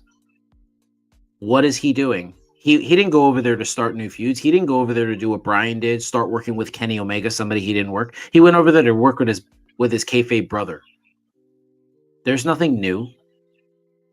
You've said this we've argued about Edge and Christian so many times. He's already said that he wants to wrestle Kenny, and he wants to wrestle what do you say, Samoa Joe, and so why not start a bunch of people? Those? Why not start with those? Why start with a story that we've already seen? Because that's what there's nothing new with, I guess. Okay, but if AEW's biggest critique is that they can't come up with anything original, that they need to steal everything from WWE, you really think that the smartest thing for Adam Copeland to do is to go over there and then to immediately start a feud with Christian? When was the last time they were in a feud? It's not like it was been 5 minutes. Okay, but they haven't really been on television. They feuded last in like when they first became singles. Okay, so I'm going to bring this up to you because you're in this world where you don't believe this. The Edge and Christian feud over the Intercontinental title is not something looked at as one of the top feuds ever. It is looked at exactly the way Matt versus Jeff is looked at. Some people just don't mesh well. So if people remember this feud as being lackluster when it happened the first time, why would they be excited that all of a sudden a 50-year-old Christian and a 49-year-old Edge would make it better? Well, I think they have a lot more experience and a lot more knowledge of what to do to make it better. But it doesn't seem like that's what's happening. They've had some entertaining segments, like sure, but not only a segment, like not just a segment is going to sell tickets. Like somebody pointed this out the other day, and I actually thought to myself, Tony Khan would never do this, but this would be the smartest thing he ever did. He should scale it back to NXT style. He should book smaller arenas so that way it looks more packed. Maybe like an Impact, something like that, where it looks fuller. So that way the crowd sounds louder. It looks better for the wrestlers, but he'll never do that. He'd rather go out on his shield. That's what they did when they started. Then why not go back to that? I don't know. But this idea that they're, what was it, on life support? Mm-hmm. I think that's laughable. Okay, let's go over everything that I showed then, and you tell me what was wrong about it. Since you want to use that, since you want to say that, let's go over everything that I read. Because I I think you, along with some of the TikTokverse, thought that I came up with that, and that's not No, actually no, what no, happened. no. I know you got it from somewhere, Mhm. and I think, but the site you got it from was like AEWbotches.com or something. Which is typically an AEW like site. They don't really point out negative things about AEW. But what I'm saying is like, yeah, it's still giving AEW lots of love. But what I want to do is I want to read through them, and you tell me, I'll check them off. You can tell me whether it's a lie or whether it's true. You tell me what about it was it? Like, what about it was the big deal? I'm not disputing that any of what was said was true, but I don't think it means that the company is on life support. Why wouldn't it mean that? Because they have plenty of money behind them. They're still doing ratings better than any other wrestling company besides WWE, and they're just fine. And Warner Brothers, for all intents and purposes, seems to be quite happy with them. And that's the only thing that really matters. That's funny you say that, because weren't we supposed to get an announcement a while back about the streaming deal? Where is it? There was rumors that we were supposed to get an announcement. Nobody ever said that as fact. Mm-hmm. But you keep saying Warner Brothers like it matters, and I want to agree with you, because I want professional wrestling to be successful on both sides, so we have more wrestling. I mean, without AEW right now, Brian's probably working once a year. He's probably officially retired, or he's in Japan where I don't have, the NJPW login. So I need AEW to be successful so I can see Brian, so I can see Hangman Adam Page, so I can see Swerve. I need them to be successful. These are some of my favorite wrestlers, but some of these things are just glaringly obvious. Like, would you not say that Jade Cargill right now looks like a top star in the company? She's not being presented as like a massive free agent talent. Okay. Are you of the mindset that the firing of CM Punk didn't leave a stain on the company, that people aren't angry and that they left with CM Punk? No, I don't believe that's the case. So the ratings going down after Punk's firing, you don't think? What do you think that is then? What would you say? Have not gone down except for the last few weeks when they've had competition from MLB playoffs and NXT. They're about the same 800K area. When was the last an 800K show? You said 800K. The last two Dynamites have been in the 600s. Right, and they've had competition from MLB playoffs and or WWE. But the other wrestling show did almost 1 million. They have the same competition. They're not dropping anything. Are you telling me that Raw tomorrow is not going to have over 2 million? They went against the Astros and Rangers today. They went against the Dallas Cowboys. You don't think they're going to do over 2 million? I don't think they generally do over 2 million. They do probably going to be 1. No, Raw and SmackDown are always over 2. Where are you? Not what I've been looking at. I usually see like a 1.8, which is great. And they probably will be a little bit down because they did go against the Cowboys.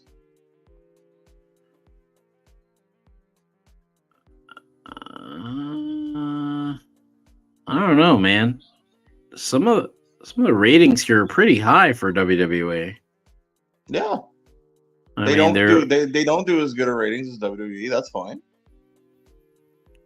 Why? How should they? They're a 4-year-old company.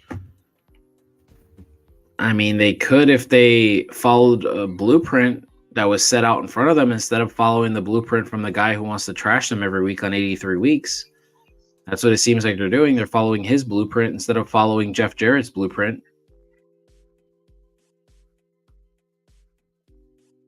Are you referring to TNA? Yeah. TNA was a substantial second company. During Kurt Angle, Samoa Joe, AJ Styles, the X division, they were like legit. They were doing more ratings than AEW is now. It was the other company. It was like, okay, we're not going to work here. This is where Christian and Booker T are going to go. And then they're going to be like thrust in the world championship scene. That's where Jeff Hardy's going to go. That's where RVD's going to go. It worked. And then obviously the ratings started to dip, and they followed Vince Russo, and Dixie Carter got more involved, and things just went to shit. But it's pretty eye opening to me when, like, the one difference between them then and right now with AEW is that Dixie Carter didn't jump on Twitter trashing the other company. She didn't jump on Twitter telling people that are saying that an anti-Semitic segment after they've supported the company as much as they have affected them, and for his answer to be, yeah, not quote tweeting TMZ is not going to help much. Almost like, I don't care that I made a joke that made fun of Jewish people. I don't give a shit.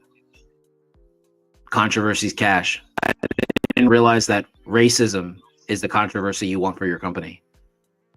That, you know, religious persecution is controversy you want for your company. But yeah, sure, go ahead and defend. Go ahead, defend Tony Khan, defend AEW. Okay, well, there's no defense for racism or any of So you don't think any of this affects ratings or ticket sales? Thinking that people think that he's an anti-Semite. You don't think that would affect ticket sales? That would affect people from watching your show? I think the majority of people didn't even catch that, or don't even know. The majority of them, I'm not talking about the people on the internet, I'm talking about the people that, the mom and dad and kid that buy the tickets. I'm not talking about the internet wrestling. Tyler, what's the religion of the World Heavyweight Champion in AEW? He's Jewish. Okay. What's the religion of the World Heavyweight Champion of the WWE Champion in WWE? I have no idea. Is he not Samoan and black? Just like The Rock? I don't know if he's black. Okay. But he's a person of color. Yes. Okay. So you don't think more people of color watch professional wrestling because Roman Reigns is their guy? Do you not see that flag behind me? Do I not support the LWO because they're my people? Or Proud and Powerful? You don't think I support them more because they're my people? So you don't think Jewish people are watching professional wrestling, even though there's a company that has a Jewish man as the World Heavyweight Champion? You don't think there's any Jews that are watching AEW thinking he's one of ours? Okay, but you just said the majority of people don't know what that joke is. And I'm telling you that if the World Heavyweight Champion is Jewish, that Jewish people are watching the show specifically for him. So that means the majority of people do know what that fucking joke is. I guess I didn't even hear what he said, so. Well, you can go back and watch the Dynamite yourself. I'm not going to rehash or give Juice Robinson or Tony Khan any extra credit. It's still on the DVR. You can go back and watch it, and then you can Google what it means to pull a roll of quarters out with someone's last name on it. And when you read it, just like I sent you the Bad Bunny stuff, and you were like, oh man, I didn't know this stuff about him. I think you're going to be really upset that AEW allowed something like that. No, I think it's ridiculous that they would not either not catch it or allow it to begin with. But what is your feelings about Tony Khan doubling down on it? Like, dude, it was a work. I just think he needs to shut the hell up. Okay, but that's what I'm trying to ask you, and I feel like you're deflecting the joke. In that case, the only thing he should do is apologize. Agreed. But that's what I mean. Like, do you not think that all of these mistakes over the past couple of months are affecting ticket sales and ratings? Do you not think that they matter to the casual wrestling fan? Like, dude, every time I watch this company, like, there's some bullshit going on over here. They got, like, people fighting in the back. They got, like, you know, people making religious jokes live on national television. We just got, like, the world champion can't stop mentioning the other company. Like, I don't watch AEW so I can hear about WWE. If I want to hear about WWE, I will turn on Raw and SmackDown. I'm not waiting for you to cut a promo so you could talk about WWE. I did want to mention this to you. He hasn't mentioned the other company in the last 2 weeks. Well, good for him. 2 weeks out of 4 years is amazing. That's a great streak. I'm just saying. That's all right. Well, I'm just saying, like, I mean, it's just interesting to me that that's what needs to happen. They need to. I don't. I can't even. There's nothing to say other Yeah. than I can't believe they let it air, and I can't believe he didn't just apologize for it. Yeah. I mean, it's unfortunate. It's unfortunate. And it's clear that they have to do some damage control because now it looks like MJF is doing a lot of stuff with the Jewish community. He's been He's very proud of tweeting. his heritage, and he should be. Exactly, which is why I don't understand how a joke like that was allowed, because there's no way that there are people in his community that are saying, hey, man, like, that's a great segment. Way to shine a light on one of the worst days of my child's life, walking home from school, being, having pennies thrown at their heads. Way to shine a light on that on a Wednesday night. Like, it's just really weird. I don't understand. I wouldn't like it if some white guy was wrestling Mike Santana and decided to call him the S word. I wouldn't like that.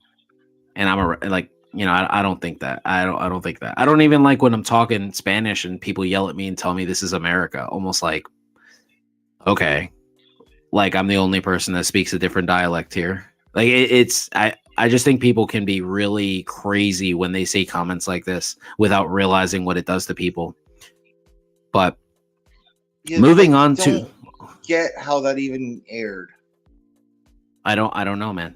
They allowed it to air, but I don't think it was so much that it aired. I think if it airs, it's a mistake.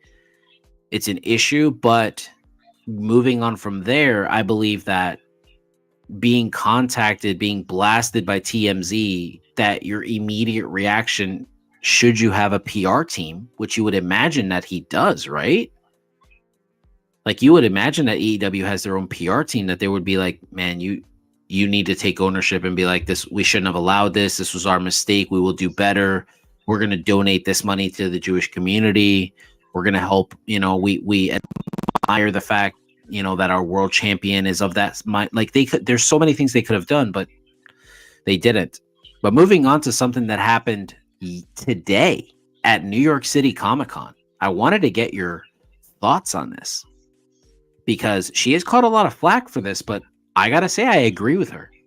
And now I will tell you, and then I will tell you why I agree with her. I will tell you what happened, and I will tell you why I agree with her.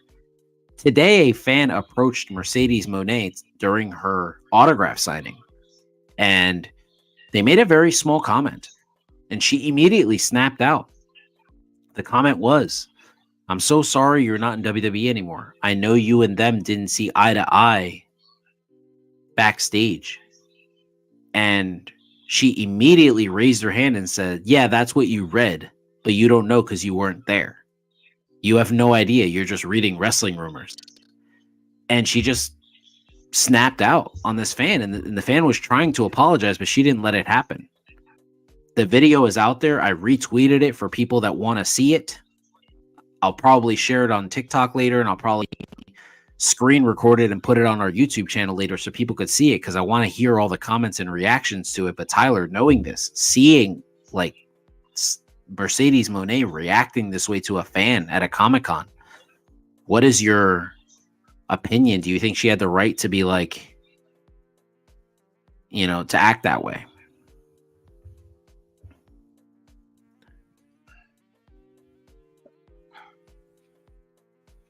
It's hard to say, because it sounds like it was an innocent comment. Yeah. So if she just said something like, "Oh man, if you only knew," or something. Yeah. But she's like alluding to the fact that there's more to the story than we know, without.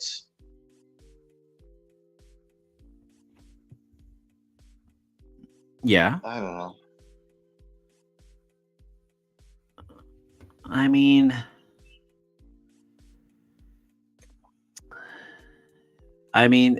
it is making the rounds pretty fast. Like, because essentially what the fan is saying is, man, I wish I could see you on TV every week. Yes. Yes. It wasn't like, oh man, you're nothing because you're not in WWE. It was like, oh, I miss seeing you. But so here, that's how it sounds. Here are some of the quote tweets. Yeah, here are some of the quote tweets about her. So here's one siding with Sasha, saying fans asked Mercedes if she left WWE because of creative, and she shut them up real quick. Way to go, Sasha. right? That's one. Well, if she didn't, so if she didn't leave because of creative, why did she leave? I don't know. Mercedes Vernado observed this, brother, almost like this is how you deal with toxic fans. And now here's the other side of Twitter. What an egotistical, whiny brat. Sasha Banks is who CM Punk's kid would be if he had one. I'm sorry, but that's funny. But why? Probably true. But I just don't understand the venomous reaction.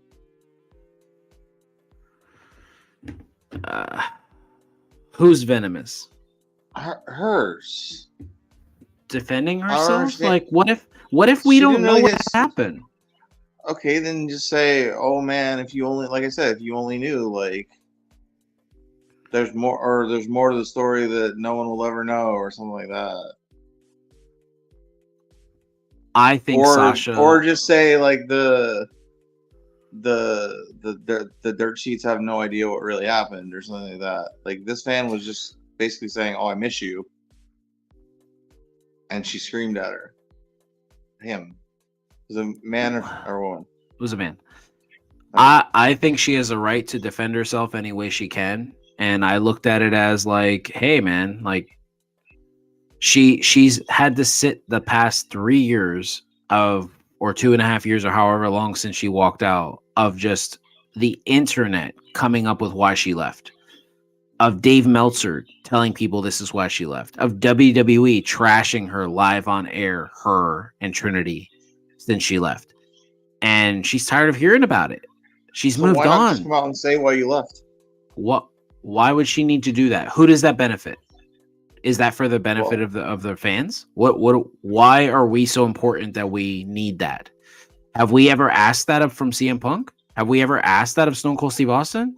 Why CM Punk she need to out and said why he left. Okay, that was his choice. Nobody asked him to do that interview. He did that. Austin has come out and said why he left. Okay, his choice. Why does she need to do that? But did people ask them to do that? Did they contact Stone Cold, be like, man, why'd you leave? We love you. You don't think the world was asking CM Punk what the hell happened? Dude, from that Royal Rumble to like that podcast was probably like 60 days. No, the podcast was on Thanksgiving. Okay. So he decided in less than a year he was going to come out and tell his whole story and trash a future main eventer and hurt his progression. Like, why does Sasha want to be a part of that?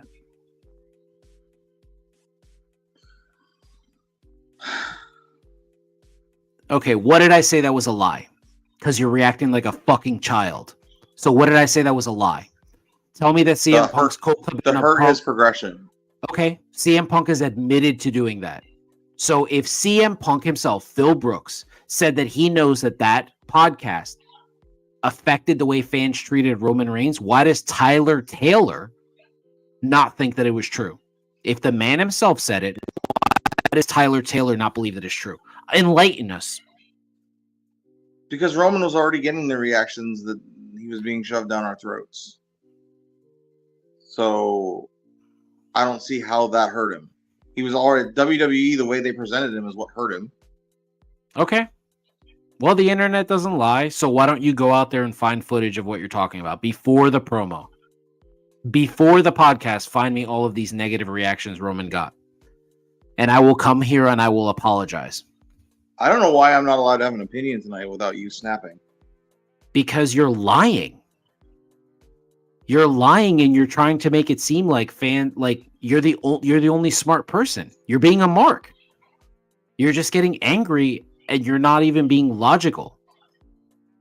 I don't understand okay, here's why. Because does Roman saying that is that not essentially Roman the same didn't thing say as what Punk it. did? Once again, you're lying. You're lying. Yes, he Roman did. Didn't say he said he made things a lot harder for me after he was the tribal chief. So when Seth Rollins said CM Punk was a cancer, did you have a problem with it, Tyler?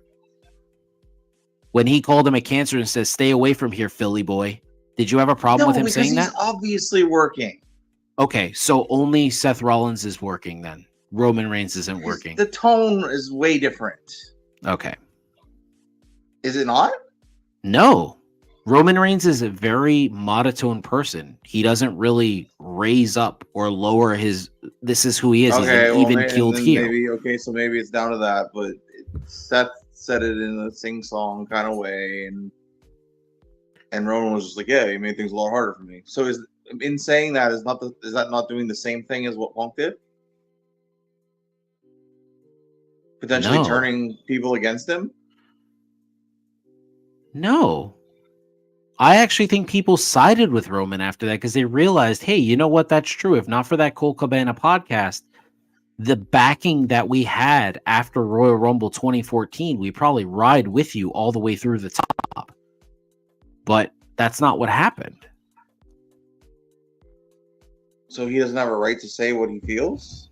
I mean, Roman Reigns still said he would do business with him. Sure. So what? So Roman saying that, he didn't bash CM Punk. He just said, I don't like the guy personally, but how many people really do? Facts, truth. I mean, that's the truth. And then he said, he made my life a little bit harder there. Facts, truth. Fans really were angry. CM Punk left the company. He wasn't being given his main event spot. It was being shoved over to this young kid.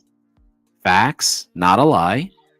But he said, but if the money's right, if the fans want it, I'm willing to do the work. If the story makes sense, I'm willing to do the work. So Roman he literally didn't say anything wrong, but for some reason, he's still the bad guy.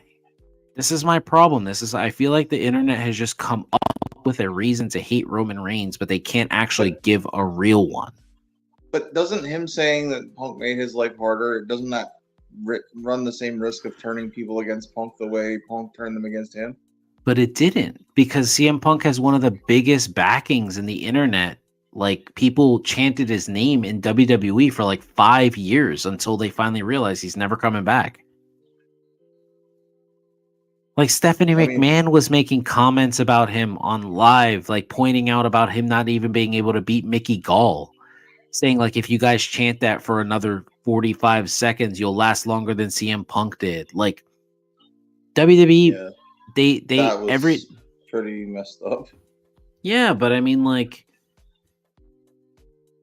look, if Punk comes back to professional wrestling, if he comes back to WWE, I think all of this is for nothing. But when I look at it, like, all I care about the fact is, like, Roman's willing to put business over his feelings, and I think that matters, and I think that'll win him a lot of sway with fans. Yeah, and that to me that's absolutely admirable on his behalf. Yeah, look, but if we're sitting here, here's the thing. Here's my thing with Roman Reigns, and I said it in my TikTok. I do not have a problem with Roman Reigns, the character. My problem is that, and he doesn't even need it, but he's held the title hostage for 3 years. See, I don't know. Maybe I'm looking at it as that I personally believe that the real world champion of professional wrestling right now is Seth Rollins. Okay. I know a lot of people call it the secondary title, but I don't think of it that way. He defends it all the time. He wrestles all the time. He's out there cutting promos. He's making stories. His segments are the best. I like watching Roman Reigns. I like watching Seth Rollins. I think he's doing a great job as a world champion. When I look at Roman, I'm looking at him like Hulk Hogan of the 80s, of Macho Man Randy Savage of the 80s. That's what I'm seeing. I'm seeing a guy who, it's a special attraction. When I come to your town to defend the championship, it matters. And another thing that I feel like Roman's not getting credit for is Roman answers these questions to people. He answers these questions to fans. He most recently went live on his on his Instagram where he talks about fans are saying, like, you take too much vacation time. You take too much, like, time off. And he answered all of these questions, and he said, it's all a part of the story, guys. Like, I'm working. I promise you, I'm working. Like, he's not doing the MJF thing where he's like, I'm going to go out here and tell you, like, I don't have to be here. it's not any money in it for me. But then for some reason that is praised by fans. Like, yeah, Max, you're a douche. Be that douche. We love you. You be here when you need to be here. Like, that's the question. Roman Reigns is just breaking kayfabe, telling fans why he does what he does. Nah, nobody gives a shit. Max stays in character and says, I don't need to be here. Why the hell would I want to come on here and wrestle in Jon Moxley's blood? And everybody's like, yeah, Max, you're right. You're the good guy. You're the smart guy. Well, it's just part of his character, so I don't see what the problem is with that. Because we ask for transparency, and then we get transparency, and we treat it with, like, shit.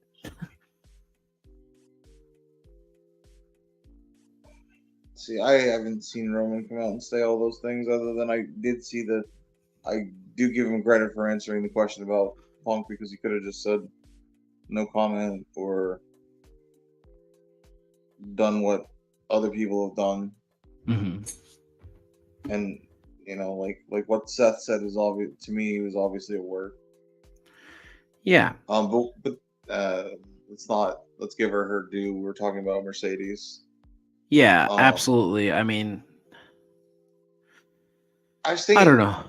You can either come out and tell us what the truth is, or you're going to get these questions. So if you don't want to do that, that's fine. But then you can't snap every time somebody asks you a question. But she doesn't snap. She barely talks to fans now. And she's made it very clear she doesn't want to be this person. We admire celebrities like Tom Holland, Spider-Man, or him saying that he hates Hollywood. He doesn't want to interact with people. He wants to be a loner. People are like, yeah, Tom, you do you. But then when Sasha won't take a picture with me at an airport, it's like, you're an asshole. Like, I waited at this airport for 7 hours. She shouldn't have to, but if you're doing a signing at a con, then you're gonna kind of have to expect that there are gonna be fans there, and they're gonna ask you questions or make comments. I met The Rock in 1998 Mill Creek Mall. Nobody asked him any questions about who he was wrestling. Nobody did that. I met Mick Foley, Ken Shamrock, and The Big Show at a McDonald's in Bergen Line, and nobody asked him any questions. I've met Bryan Danielson face to face at Jersey All Pro. Nobody asked him any questions like that. So you think what gives the fan the right now to ask all these questions? Because it's a different era and we're privy to more things, and there are podcasts that tell us all this and that. So you could have asked him a question. But she stayed out of it. She hasn't answered any questions. She hasn't done any interviews. The last interview she did was a Kurt Angle podcast where he just she pretty much fanboyed over him. Like, she hasn't wanted to do any of this. Trinity hasn't done it. They've just kind of left it alone. Why are people trying to pull this out? I really feel like because the fan recorded it. So the fan was just looking for an internet thing. And she knew that. She knew she was being recorded. Or did they want their moment meeting their favorite superstar to be reported? So they'd have it. So if you meet Finn Balor at an autograph signing, you get to take a picture with him, you're going to ask him a fucking question like that? That's really how you treat your favorite wrestler? I mean,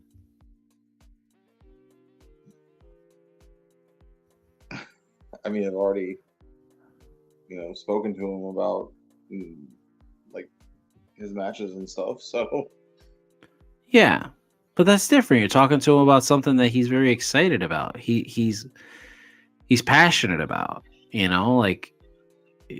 So you're not asking him something negative. If the fan had come up and said, "Oh, I miss seeing you on TV," is that a different story? Yeah, she might have reacted differently, but they immediately threw a rumor at her. How is she supposed to react? Just be like, I'm sorry, that's a rumor, or I'm sorry, I don't need to talk about it. Like, no, I admire her being real. She's absolutely real. She has the right to be that way. I don't think she did anything wrong by responding the way she did. I mean, we're in a great spot right now, and there's lots of talk about her coming out and joining AEW to improve the women's division there. That would have been the question I asked. Like, do you think we'll see you pop up on Wednesday nights, or like that's something I would have asked. Or I would have been like, oh my god, I wonder what your next dream match is going to be. Like, when are you going to go rightfully get your world title that Willow? Like, are you going to wrestle Julia for that world title? Like, she was supposed to be that championship was created for her, and she broke her ankle. The one that Willow Nightingale beat her for. Right.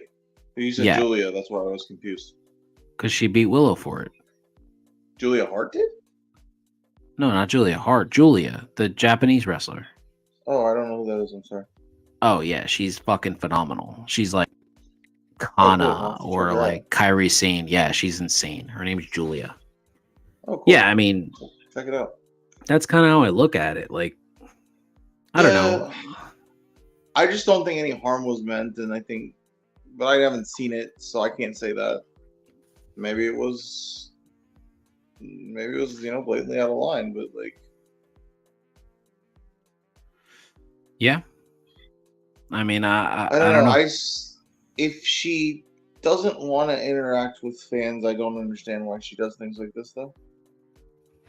And she doesn't. Yeah, agreed. She does not want to interact with fans. You're absolutely right.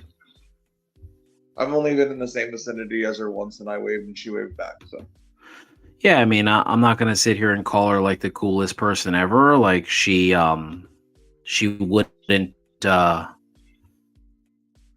She wasn't nice to me when I met her, but she doesn't have to be. I met Alberto Del Rio, and he was. So. Yeah.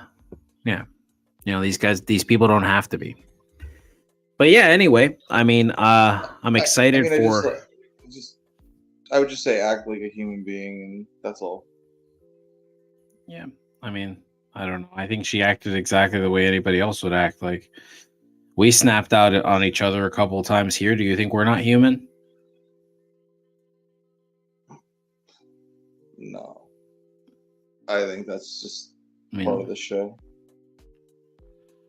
No, I don't believe so. I think it's one of those things where sometimes you feel passionate about something and you feel a certain way, and exactly. And she's allowed to have an opinion, and maybe she doesn't want people bringing up this shit. She doesn't want to talk about it no more. She wants to move forward. So maybe going forward, they should have something in the okay, you're in line for this. You can ask about this and this, but you can't ask about this. Yeah, I think protecting the talent. Yeah, I'm sure protecting the talent is super. It's super good. Like, we already know that talent don't have to sign pictures they don't want to. Like, you can bring a picture that you want to an autograph signing, but if it's something where it's like, no, I'm not signing that. Like, you have to buy one of these. Like, that's what you have to do if you want the autograph, or else get the fuck out of line. You just waited here for 3 hours for nothing. Like, I just think that sometimes we need to protect these stars, and I just want to make this clear as someone who deals with this level of mental health or depression or whatever, and it takes me a lot to do certain things or to get motivated. When I watch someone like Mercedes Moné, who's dealt with a lot of this stuff and breakdowns and depression, as she's pointed out in the past, like, why would she want to talk about a moment in her life that she was super depressed about? Like, I don't think that's fair. Her life is pretty transparent. We know that this is something she's dealt with. She's talked about it. She talked about it in the Kurt Angle interview. She was just depressed. She walked away because she was depressed. I think we kind of need to respect that about her. Well, right, and if that's the case, then she said why she left, then why do we need to know anything more? Agreed.